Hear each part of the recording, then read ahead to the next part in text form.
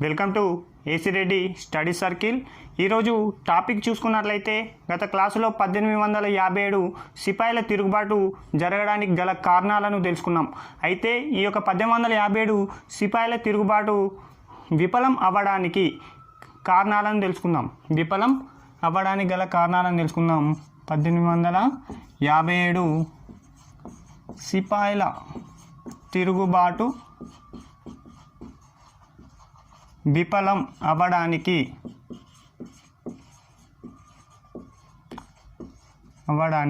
కారణాలు. విఫలం అవ్వడానికి కారణాలు ఏమి ఉండొచ్చు అంటే చూసుకుందాం. ఫస్ట్, నాయకత్వ లోపం.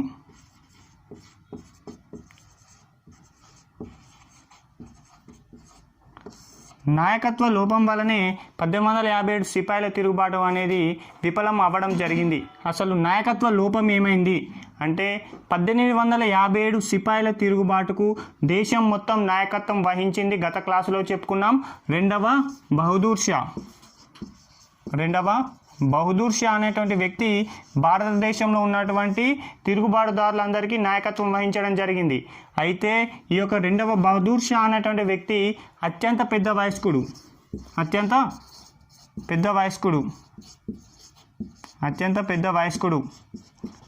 కాబట్టి అతిపెద్ద వయసులో ఉన్నటువంటి రెండవ బహదూర్ షా ఈ యొక్క తిరుగుబాటుదారులకు నాయకత్వం వహించడంలో విఫలం అవ్వడం జరిగింది. ఎందుకు అంటే ఇతను కాంప్లిసెన్స్ మైండ్ కలిగినటువంటి వ్యక్తి అంటే ఏమిటి అంటే ఏ నిర్ణయం ఏ సమయంలో తీసుకోవాలి, ఏ నిర్ణయాన్ని ఏ సమయంలో తీసుకోకూడదో ఆలోచించేటువంటి శక్తి అతనికి లేకపోయింది. ఎందుకంటే అతను వృద్ధ వయసులో ఉండడం జరిగింది.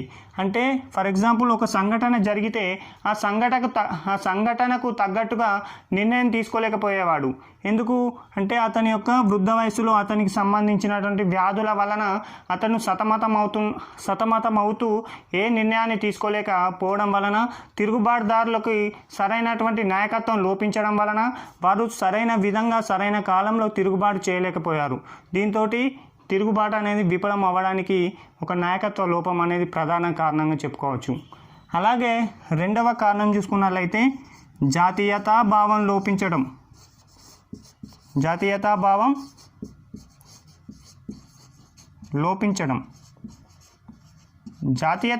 లోపించడం అంటే ఏమిటి అంటే అప్పట్లో తిరుగుబాటు చేసినటువంటి నాయకులందరూ తమ స్వార్థ ప్రయోజనాల కోసం మాత్రమే తిరుగుబాటు చేసేవారు. కానీ జాతీయ భావం కోసం అయితే ఎవరు కూడా తిరుగుబాటు చేయలేదు. ఎందుకు? స్వార్థ ప్రయోజనాల కోసమే ఆ రోజుల్లో తిరుగుబాటు చేశారు.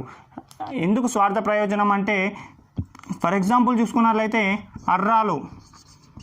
అర్రాలో తిరుగుబాటు చేసినటువంటి వ్యక్తి ఎవరు? కున్వర్ సింగ్. ఇతనే మనం బీహార్ కేసరి అని చెప్పుకుంటున్నాం. అలాంటి బీహార్ కేసరి అయినటువంటి కున్వర్ సింగ్ తన స్వార్థ ప్రయోజనం కోసమే తిరుగుబాటు చేశాడు.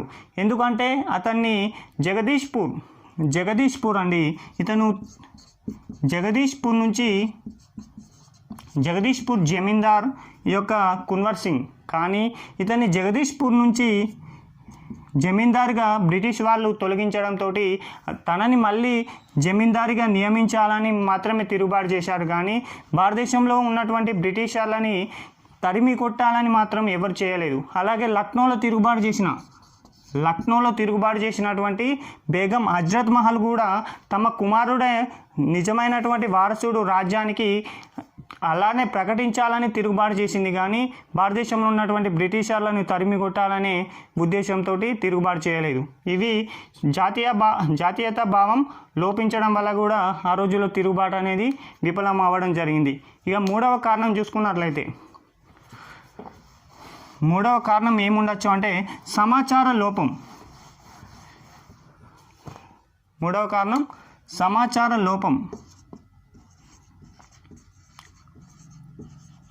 సమాచారం లోపించడం కూడా తిరుగుబాటుకు విఫలం అవ్వడానికి ప్రధాన కారణంగా చెప్పుకోవచ్చు. ఎందుకంటే సమాచార లోపం. ఆ కాలంలో లక్నోలో ఏం జరిగిందో ఢిల్లీలో తెలియకపోయేది, ఢిల్లీలో ఏం జరిగిందో కాన్పూర్లో తెలియకపోయేది, కాన్పూర్లో ఏం జరిగిందో అర్రాలో తెలియకపోయేది. అంటే తిరుగుబాటుదారులు తమ స్వతంత్రంగా తమ ప్రాంతంలోనే తిరుగుబాటు చేసేవారు, కానీ ఎలా ఎదుర్కోవాలి, ఎలాంటి వ్యూహాలు రచించాలి అని ఒక ప్రాంతం నుంచి మరొక ప్రాంతానికి తెలుసుకునేందుకు అవకాశం లేకపోవడం కూడా ఈ యొక్క తిరుగుబాటు విఫలం అవ్వడానికి కారణంగా చెప్పుకోవచ్చు. ఇంకా 4వ కారణం వచ్చేసి అన్ని వర్గాల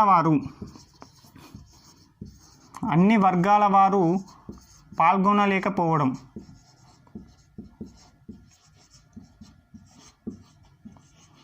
ఈ యొక్క 1857 సిపాయిల తిరుగుబాటులో అయినా తర్వాత జరిగినటువంటి తిరుగుబాటులో అయినా అన్ని వర్గాల వారు బ్రిటిష్ వారికి వ్యతిరేకంగా జరుగుతున్నటువంటి పోరాటంలో పాల్గొనలేకపోయారు. ప్రధానంగా మేధావి వర్గం పాల్గొనలేకపోయింది. మేధావి వర్గం ఎందుకు మేధావి వర్గం వారు పాల్గొనలేకపోయింది అంటే అప్పటికే బ్రిటిషర్లు భారతదేశాన్ని పరిపాలిస్తున్నారు. అంతో కొంత భారతదేశంలో బ్రిటిష్ వారి వల్లనే అభివృద్ధి జరిగింది. అలాంటి క్రమంలో కనుక బ్రిటిషర్లను తరిమి కొడితే మళ్ళీ భారతదేశంలో రాజుల పరిపాలన ప్రారంభమవుతుంది. రాజుల పరిపాలన ప్రారంభమవుతే ఒక నియంతృత్వం అయినటువంటి పరిపాలన ఉంటుంది. కాబట్టి అభివృద్ధి నోచుకోలేక తమ యొక్క స్వార్థం కోసమే అప్పటి రాజులు తమ యొక్క పరిపాలన చేస్తారని భావించి మేధావులు ఆ యొక్క తిరుగుబాటులో పాల్గొనలేకపోవడం జరిగిందండి. ఇవి ప్రధాన కారణంగా చెప్పుకోవచ్చు. ఐదవ కారణం ఏముండవచ్చు అంటే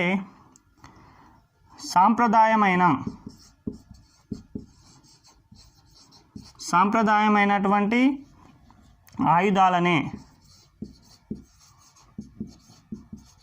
ఆయుధాలనే ఉపయోగించారు. ఎవరు? తిరుగుబాటుదారులు. ఈ యొక్క సిపాయిల తిరుగుబాటులో అనేక మంది తిరుగుబాటుదారులు కేవలం సాంప్రదాయమైనటువంటి పురాతనమైనటువంటి ఆయుధాలనే ఉపయోగించుకొని తమ తిరుగుబాటును చేశారు. కానీ అప్పటికే బ్రిటిష్ వాళ్ళు అధునాతనమైనటువంటి రైఫిల్స్ను ఉపయోగించి ఈ యొక్క తిరుగుబాటును అణచివేయడం జరిగింది. అంటే ఇది కూడా ఒక ప్రధాన కారణం, సాంప్రదాయమైనటువంటి ఆయుధాలనే ఉపయోగించడం. అలాగే ఇంకొక కారణం చూసుకున్నట్లయితే ఈ యొక్క తిరుగుబాటు అనేది భారత్ అంతా వ్యాప్తి చెందలేదు.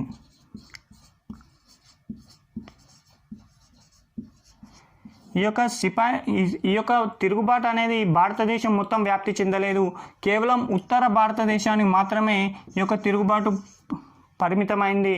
ఉత్తర భారతదేశంలోని కేవలం 6 ప్రాంతాలకు మాత్రమే ఈ తిరుగుబాటు పరిమితమైంది. కానీ దక్షిణ భారతదేశంలో కొంతవరకు మాత్రమే ఈ తిరుగుబాటు జరిగింది.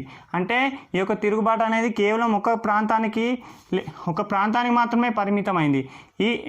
ఏకకాలంలో కనుక ఉత్తర భారతదేశం మరియు దక్షిణ భారతదేశంలో కనుక 2 ప్రాంతాలలో కనుక ఈ యొక్క తిరుగుబాటు కనుక జరిగినట్లయితే ఆ రోజుల్లోనే 1857 సంవత్సరంలోనే బ్రిటిషర్లు భారతదేశం నుంచి వదిలి వెళ్ళిపోయేవారు. కానీ కేవలం ఒక్క ప్రాంతానికి పరిమితం అవ్వడం వలన ఈ యొక్క తిరుగుబాటు అనేది బ్రిటిషర్లకు అణచివేయడానికి ఈజీగా అయిపోయింది. అదే 2 ప్రాంతాలలో కనుక ఒకేసారి కనుక తిరుగుబాటు కనుక ప్రారంభమైతే ఈ బ్రిటిషర్లకు ఉన్నటువంటి సైన్యం సరిపోలేకపోయేది ఈ తిరుగుబాటును అణచివేయడానికి. ఈ కారణాలు కూడా ప్రధానంగా 1857 సిపాయిల తిరుగుబాటుకు ప్రధాన కారణాలుగా చెప్పుకోవచ్చు. మొదటి కారణం ఏమిటి? నాయకత్వ లోపం. రెండవ కారణం ఏంటి? జాతీయత భావం లోపించడం. మూడవ కారణం సమాచార లోపం. నాలుగవ కారణం అన్ని వర్గాల వారు పాల్గొనలేకపోవడం. ఐదవ కారణం వచ్చేసి సాంప్రదాయమైనటువంటి ఆయుధాలనే ఉపయోగించారు. ఆరవ కారణం చూసుకున్నట్లయితే భారత్ అంతా ఈ యొక్క తిరుగుబాటు వ్యాప్తి చెందలేదు. ఈ యొక్క కారణాల చేతనే ఆ రోజుల్లో తిరుగుబాటు అనేది విఫలం అవ్వడం జరిగింది. ఇంకా చూసుకున్నట్లయితే తిరుగుబాటు వలన కలిగినటువంటి ఫలితం ఏమిటి? 1857 సిపాయిల తిరుగుబాటు వలన వచ్చినటువంటి ఫలితం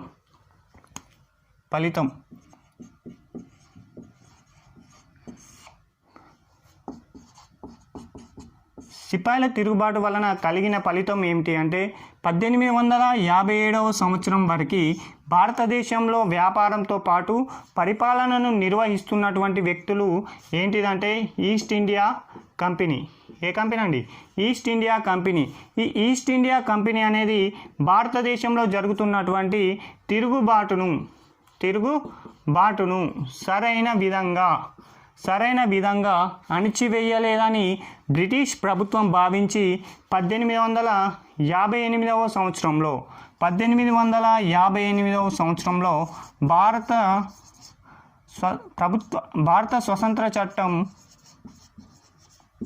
స్వతంత్ర చట్టాన్ని తీసుకురావడం జరిగిందండి 1858వ సంవత్సరంలో. అయితే ఈ చట్టం ప్రకారం భారతదేశంలో ఈస్ట్ ఇండియా కంపెనీ యొక్క పరిపాలన అంతమవడం జరిగింది. ఎప్పుడు? 1858 భారత స్వతంత్ర చట్టం ప్రకారం ఈ యొక్క ఈస్ట్ ఇండియా కంపెనీ యొక్క పరిపాలన రద్దయింది. అయితే ఈస్ట్ ఇండియా కంపెనీని రద్దు చేస్తున్నట్లుగా అప్పటి బ్రిటిష్ వైస్రాయ్ అయినటువంటి లార్డ్ కన్నింగ్ అలహాబాద్ దర్బార్లో రద్దు చేస్తున్నట్లు ప్రకటించారు. మోస్ట్ ఎక్స్పెక్టెడ్ క్వశ్చన్ ఏంటంటే ఈస్ట్ ఇండియా కంపెనీ యొక్క రద్దును ఎక్కడ ప్రకటించడం జరిగిందంటే అలహాబాద్ దర్బార్లో. ఎవరు ప్రకటించారంటే East India company Lord Canning అండి. ఈ విధంగా చూసుకున్నట్లయితే ఈ యొక్క 1858 చట్టం ప్రకారం జరిగినటువంటి పరిణామాలు ఏముండొచ్చు అంటే 1858 చట్టం ప్రకారం జరిగిన పరిణామాలు ఏమిటి అంటే ఈస్ట్ ఇండియా కంపెనీ యొక్క పరిపాలన రద్దయిందండి, మొట్టమొదటి కారణంగా చెప్పుకోవచ్చు. దీంతోపాటు బ్రిటిష్ రాణి యొక్క ప్రత్యక్ష పరిపాలన కూడా ప్రారంభమవడం జరిగింది. అలాగే బ్రిటిష్ గవర్నర్ జనరల్ పేరును బ్రిటిష్ వైస్రాయ్గా మార్చారండి. మార్చడం జరిగింది. అలాగే బ్రిటిష్ వైస్రాయ్ కౌన్సిల్లో ఒక 15 మందిని కూడా నియమించడం జరిగింది ఈ యొక్క చట్టం ప్రకారం. ఈ విధంగా ఈస్ట్ ఇండియా కంపెనీ పరిపాలన ఎప్పుడు రద్దయిందంటే 1858వ సంవత్సరంలో రద్దవడం జరిగింది. ఇంకా చూసుకున్నట్లయితే ఈస్ట్ ఇండియా కంపెనీ ఈ యొక్క రద్దు తర్వాత జరిగినటువంటి పరిణామాలు, తర్వాత ఫలితాలు ఏమిటి అంటే రెండవ ఫలితం వచ్చేసి ఏమిటి అంటే భారత మేధావుల్లో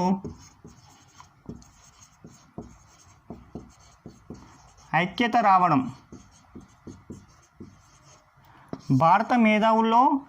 రావడం జరిగింది. ఎందుకంటే ఈ యొక్క 1857 సిపాయిల తిరుగుబాటు వలన లక్నోలో 1,50,000 మందిని క్యాంపుబెల్ భారతీయులను చంపివేయడం జరుగుతుంది. దీంతో అప్పటి ఉన్నటువంటి మేధావుల్లో ఒక ఆలోచన రావడం జరిగింది. విదేశీ పరిపాలన కన్నా స్వదేశీ పరిపాలనే ముఖ్యమని వాళ్ళు భావించి అప్పుడు ఒక భావనకు వచ్చి 1885 ఐఎన్సి ఏర్పడడానికి ఒక భావన అనేది తోడ్పడడం జరిగిందండి. వాళ్ళలో వచ్చినటువంటి ఆలోచన విధానం మేరకే 1885లో ఇండియన్ నేషనల్ కాంగ్రెస్ ఏర్పడడం జరిగింది. ఇంకా థర్డ్ చూసుకున్నట్లయితే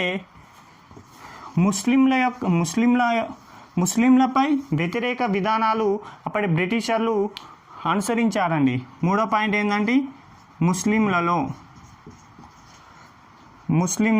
ముస్లింలపై వ్యతిరేక విధానాలను బ్రిటిషర్లు అవలంబించడం జరిగింది. ఎందుకు ముస్లింలపై వ్యతిరేక విధానాలను అవలంబించారు అంటే 1857 సిపాయిల తిరుగుబాటుకు ప్రధాన కారణం ముస్లింలే అని బ్రిటిష్ వారు భావించడం జరిగిందండి. ఎవరు భావించారు? బ్రిటిష్ వాళ్ళు భావించడం జరిగింది. ఈ యొక్క తిరుగుబాటు చేసేది ముస్లింలే. ఈ యొక్క ముస్లింల మనం సామాజికంగా ఆర్థికంగా రాజకీయంగా సామాజికంగా, ఆర్థికంగా, రాజకీయంగా దెబ్బతీయాలి అని అప్పటి బ్రిటిష్ ప్రభుత్వం భావించి వాళ్ళపైన వ్యతిరేక విధానాలను రూపొందించి ముస్లింలను వెనుకబాటుకు గురి చేయడం జరిగిందండి. అప్పటి నుంచి ఇప్పటి వరకు ముస్లింలు వెనుకబడి ఉండడం దీనికి కారణం బ్రిటిష్ ప్రభుత్వమే అండి. ఆ విధంగా చూసుకున్నట్లయితే ఇంకా ఏం చేశారంటే ముస్లిం మత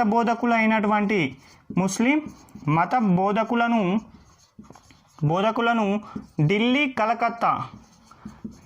కలకత్తా రోడ్డు మార్గంలో ఉన్నటువంటి చెట్లకు ఉరి తీసి చంపివేయడం జరిగిందండి అప్పటి బ్రిటిష్ ప్రభుత్వం. ఈ విధంగా ముస్లింలలో కూడా వ్యతిరేక విధానాలు రావడం జరిగిందండి 1857 సిపాయిల తిరుగుబాటు వలన. ఇంకా చూసుకున్నట్లయితే ఇప్పటికీ 3 ఫలితాలు చాలా ఇంపార్టెంట్ అండి. ఇంకో 4వ చూసుకున్నట్లయితే భారత సైన్యాన్ని పునర్వ్యవస్థీకరించడం జరిగింది. 4వది భారత సైన్యాన్ని పునర్వ్యవస్థీకరించడం జరిగింది. అంటే ఏ విధంగా అంటే అప్పటి వరకు సిపాయిల తిరుగుబాటుకు ముందు భారత సైన్యం అనేది అధునాతనమైనటువంటి ఆయుధాలను అవలంబించలేకపోయింది. వారికి సరైనటువంటి ఆయుధాలను ఇవ్వలేకపోవడం వల్లనే సిపాయిల తిరుగుబాటు జరిగింది. కాబట్టి వీరికి సరైనటువంటి ప్రస్తుత పరిస్థితులకు తగ్గట్టు కనుక ఆయుధాలను కనుక సమకూర్చితే వారు కూడా సరైన విధంగా తిరుగుబాటు చేస్తారని భావించారండి. అందుచేతనే ఈ యొక్క సైన్యాన్ని పునర్వ్యవస్థీకరించి వారికి తగినటువంటి శిక్షణను మరియు అవగాహనను పెంచి ఒక బలమైనటువంటి సైన్యాన్ని తయారు చేయడం జరిగిందండి. ఇది కూడా 1857 సిపాయిల తిరుగుబాటు వలన కలిగినటువంటి ఫలితం అండి. మరొకటి వచ్చేసి రాజ్య సంక్రమణ సిద్ధాంతాన్ని రద్దు చేయడం జరిగింది. రాజ్య సంక్రమణ సిద్ధాంతాన్ని రద్దు చేయడం. అసలు రాజ్య సంక్రమణ సిద్ధాంతం అంటే ఏమిటో గత క్లాసులో చెప్పుకున్నాం. రాజ్య సంక్రమణ సిద్ధాంతం అంటే ఏ యొక్క భారతీయ రాజు సహజ వారసులు లేకుండా గనక చనిపోయినట్లయితే ఆ యొక్క ప్రాంతాన్ని రాజ్య సంక్రమణ సిద్ధాంతం కింద ఆక్రమించుకోవడం జరుగుతుంది. అలాంటి సిద్ధాంతాన్ని 1859 సంవత్సరం అండి మోస్ట్ ఇంపార్టెంట్ 1859 సంవత్సరంలో రద్దు చేయడం జరిగింది. దానికి కారణం 1857 సిపాయిల తిరుగుబాటు అండి. సిపాయిల తిరుగుబాటు. అసలు రాజ్య సంక్రమణ సిద్ధాంతాన్ని ఎప్పుడు ప్రవేశపెట్టారని చెప్పుకున్నాం? 1848 సంవత్సరంలో డల్హౌసీ ప్రవేశపెట్టగా దీనిని 1859 సంవత్సరంలో రద్దు చేయడం జరిగిందండి. ఎందుకు రద్దు చేశారు? ఈ యొక్క సిపాయిల తిరుగుబాటు యొక్క ఫలితం వల్లనే ఈరోజు 1859లో రాజ్య సంక్రమణ సిద్ధాంతం రద్దు అయ్యాయండి. ఈ విధంగా ఈ యొక్క ఫలితాలు రావడం జరిగిందండి. అలాగే ఫలితాల తర్వాత సిపాయిల తిరుగుబాటు తర్వాత అనేక మంది చారిత్రకారులు మరియు స్వతంత్ర సమరయోధులు కొన్ని రకాలైనటువంటి స్టేట్మెంట్స్ ఇవ్వడం జరిగిందండి. స్టేట్మెంట్స్ ఇవ్వడం జరిగింది. ఏంటి ఆ స్టేట్మెంట్స్ అంటే చాలా ఇంపార్టెంట్ అండి. చాలా ఎగ్జామ్లో ఈ యొక్క స్టేట్మెంట్స్ ఎవరు ఇచ్చారు అని అడుగుతున్నారు. లేకపోతే మ్యాచ్ ద ఫాలోయింగ్లో కూడా ఈ యొక్క క్వశ్చన్స్ అడుగుతున్నారు. చూసుకుందాం. మోస్ట్ ఇంపార్టెంట్ ఫస్ట్ది 1857 సిపాయిల తిరుగుబాటు అనేది భారత ప్రథమ స్వతంత్ర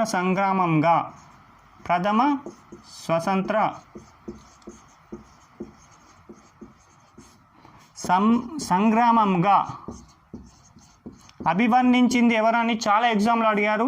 వీడి సవర్కర్ అండి. వీడి సవర్కర్, వినయ్ దామోదర్ సవర్కర్ అండి.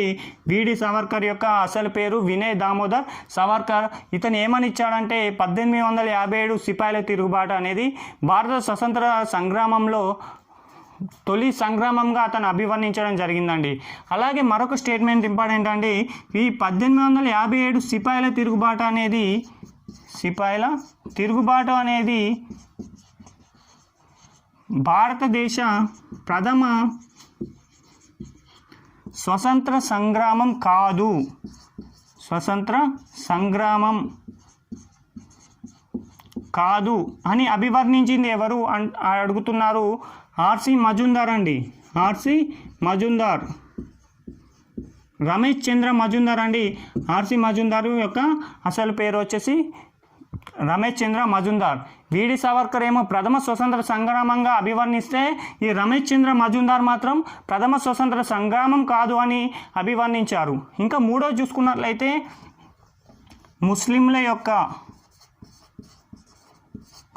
ముస్లింల తిరుగుబాటు 1857 సిపాయిల తిరుగుబాటు అనేది ముస్లింల తిరుగుబాటుగా చెప్పింది ఎవరు అంటే కూప్లాండ్ అండి. కూప్లాండ్ మరియు రాబర్ట్ అండి. కూప్లాండ్ మరియు రాబర్ట్ అన్నటువంటి వ్యక్తి ఏమని చెప్పాడంటే 1857 సిపాయిల తిరుగుబాటు ముస్లింల తిరుగుబాటుగా అభివర్ణించారు కూప్లాండ్ మరియు రాబర్ట్ అండి. మరొకటి చూసుకున్నట్లయితే సిపాయిల తిరుగుబాటుగా అభివర్ణించింది 1857 తిరుగుబాటు అనేది సిపాయిల తిరుగుబాటుగా అభివర్ణించింది ఎవరు అంటే సర్ సయ్యద్ అహ్మద్ ఖాన్ అండి. సర్ సయ్యద్ అహ్మద్ ఖాన్ ఇతనే అలీగర్ ఉద్యమాన్ని కూడా ప్రారంభించారండి. సర్ సయ్యద్ అహ్మద్ ఖాన్ అనే వ్యక్తి 1857 తిరుగుబాటును సిపాయిల తిరుగుబాటుగా అభివర్ణించారు. ఇంకొకటి చివరిగా చూసుకున్నట్లయితే ఈ యొక్క తిరుగుబాటు అనేది జాతీయ తిరుగుబాటుగా అభివర్ణించింది ఎవరు అంటే డిజ్రాయ్ అండి. డిజ్రాయ్ అండి ఈ యొక్క తిరుగుబాటును జాతీయ తిరుగుబాటుగా అభివర్ణించింది డిజ్రాయ్ అండి. ఈ విధంగా వివిధ రకాలైనటువంటి స్టేట్మెంట్లను మనం గమనించాం. ఈ విధంగా ఒకసారి చూసుకుందాం. 1857 సిపాయిల తిరుగుబాటు గురించి చదివేటప్పుడు ప్రధాన కారణాలు ఏమిటి, ఎక్కడెక్కడ ఏ ప్రదేశాలలో జరిగాయి, విఫలం అవ్వడానికి గల కారణాలు ఏమిటి, ఫలితం ఏమిటి, వివిధ స్టేట్మెంట్స్ ఏమిటి అనేది చూసుకోవాలండి. చూసుకున్న తర్వాత వీటన్నింటిని మనం కొన్ని నీట్గా నోట్స్ ప్రిపేర్ చేసుకొని ఎక్కడెక్కడి నుంచి క్వశ్చన్స్ ఫ్రేమ్ అయ్యే అవకాశాలు ఉన్నాయి తెలుసుకొని ఆ యొక్క టాపిక్లను కనుక చదువుకున్నట్లయితే దాదాపుగా 1 నుంచి 2 మార్క్స్ ఈ యొక్క పార్ట్ నుంచి రావడం జరుగుతుందండి. Thank you.